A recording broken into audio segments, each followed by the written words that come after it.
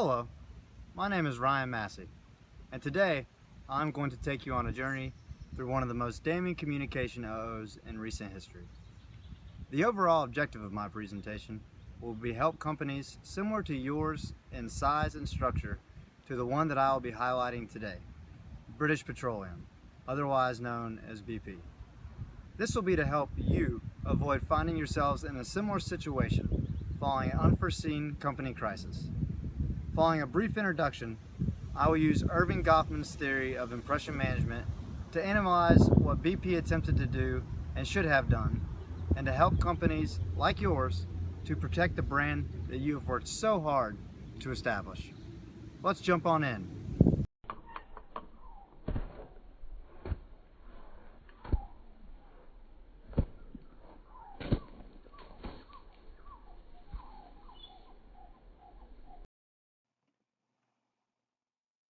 Now we're going to jump on in into exactly what happened on April 20th, 2010 with the BP oil spill and the results that followed. According to the United States Environmental Protection Agency, on April 20th, 2010, the oil drilling rig Deepwater Horizon, which operated in the Montando prospect in the Gulf of Mexico, exploded and sank.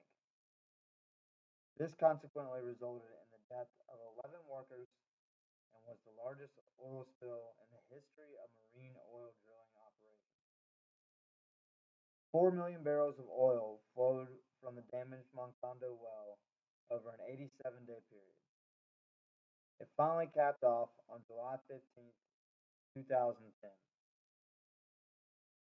On December 15th of the same year, the United States filed a complaint in district court against BP Exploration and Production, along with several other defendants alleged to be responsible for the spill. According to the United States Environmental Protection Agency, the oil flowing into the Gulf Coast had a major effect on wildlife, people, businesses, and ecology in the region. As catastrophic as the event was to the aforementioned, it was equally damaging to the reputation of BP CEO Tony Hayward. Hayward's initial response and efforts was to shift the blame, is seen as one of the largest public relations blunders of all time.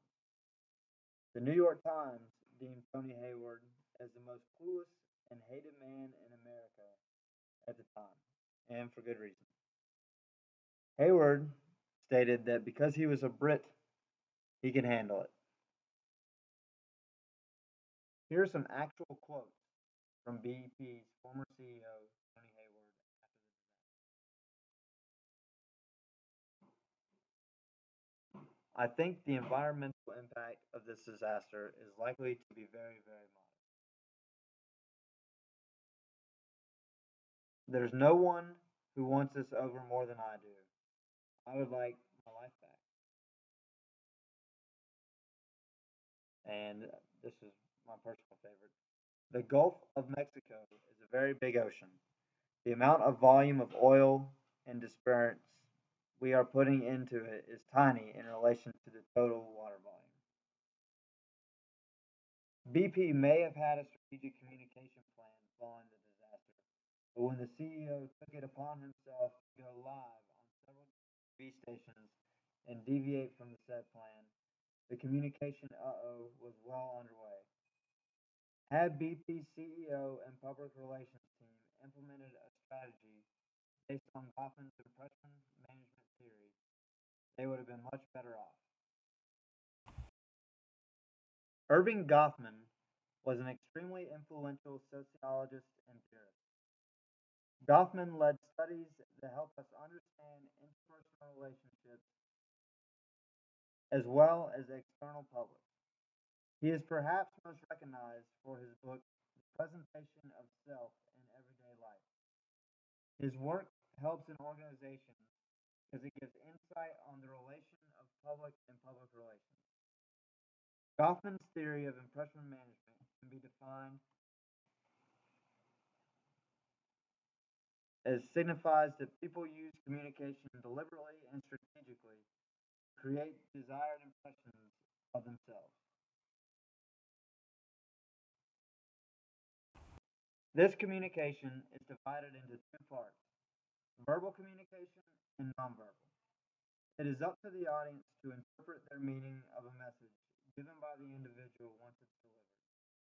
Kaufman states that a fundamental asymmetry is demonstrated in the communication process, the individual being aware of one stream of communication, the others both. It is my belief that BP has planned on creating an impression to the media that would be one of remorse and accountability.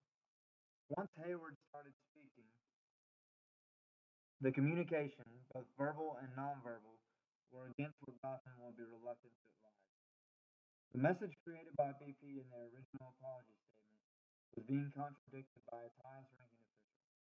Goffin states the expressiveness of the individual appears to involve two radically different kinds of sign activity. One is the expression the individual gives versus the expression that is given off.